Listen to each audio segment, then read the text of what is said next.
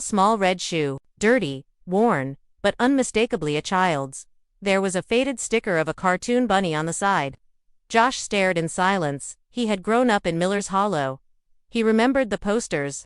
He remembered that exact shoe from the photos. It had belonged to Emily Harper.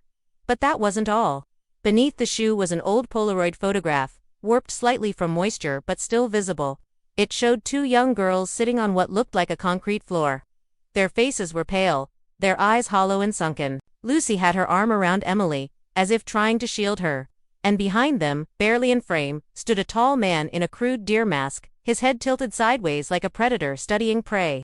The photo looked recent. It wasn't yellowed with age. There was no time stamp, no writing. Just that disturbing silence captured forever in a single flash. The teens rushed home and gave the box to the police.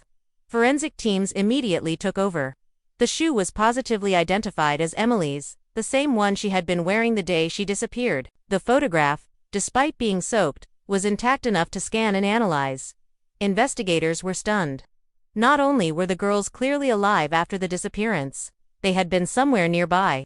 The creek where the box was found was just 300 yards from the barn, which begged a terrifying question. How had it been missed for nearly 3 years, and who placed the box in the water?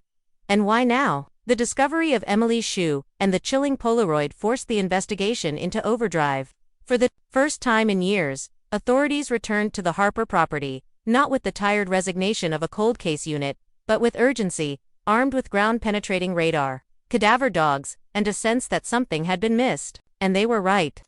Beneath the aging boards of the barn, under a forgotten pile of firewood and hay, they found it, a large concrete slab.